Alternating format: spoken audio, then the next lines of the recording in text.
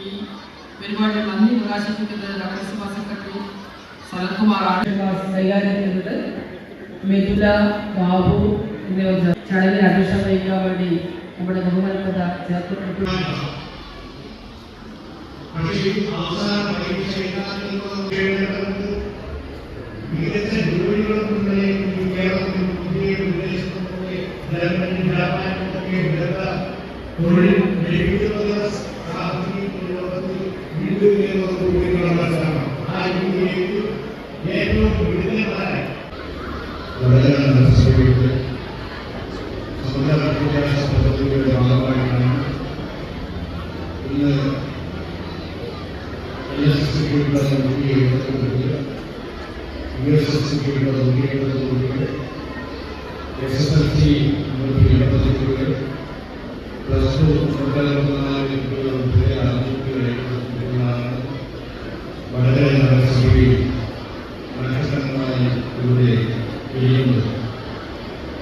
ഇന്നത്തെ കാര്യങ്ങളാണ് ഈ കുട്ടികളുടെ പ്രത്യേകിച്ച് പറയാൻ ആവശ്യമില്ല.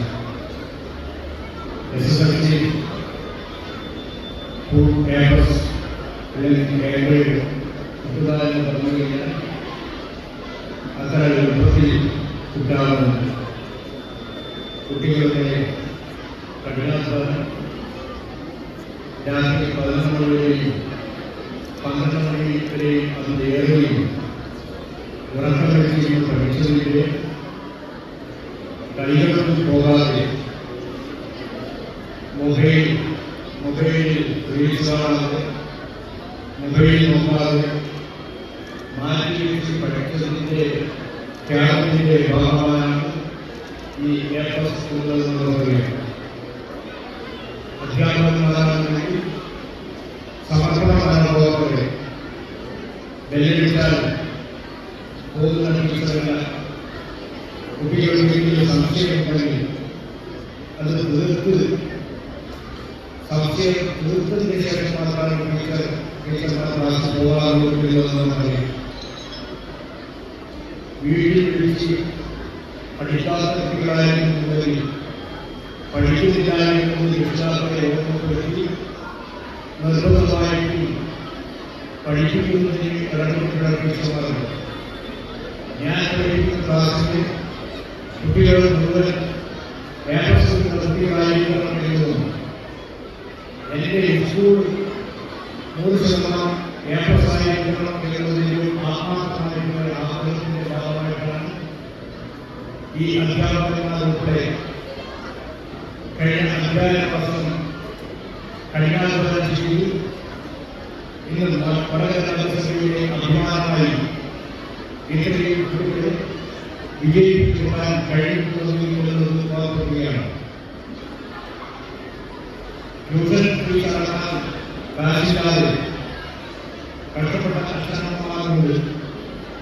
രാത്രി ഉറക്കം ചെയ്യുന്ന കാപ്പി ചായ പ്ലാസ്റ്റിക് മാർക്ക് ഉറക്കം വരാതിരിക്കാൻ കുട്ടികളുടെ കൂടെ പഠിപ്പിച്ചു ത്യാഗത്തിൽ വളർന്നവരാണ് രക്ഷിതാക്കൾ എന്നത് നമുക്കറിയാം. അവരുടെ മക്കളുടെ സ്വപ്നത്തിന് വേണ്ടി സ്വന്തം സ്വപ്നം മാറ്റിവെച്ച് A+ സ്കൂളുകളിൽ പകുതി അവകാശം പകുതി അവകാശം അവർക്ക് വേണ്ടിയുള്ള കുട്ടികളെ ഓർമ്മിപ്പിക്കുകയാണ്.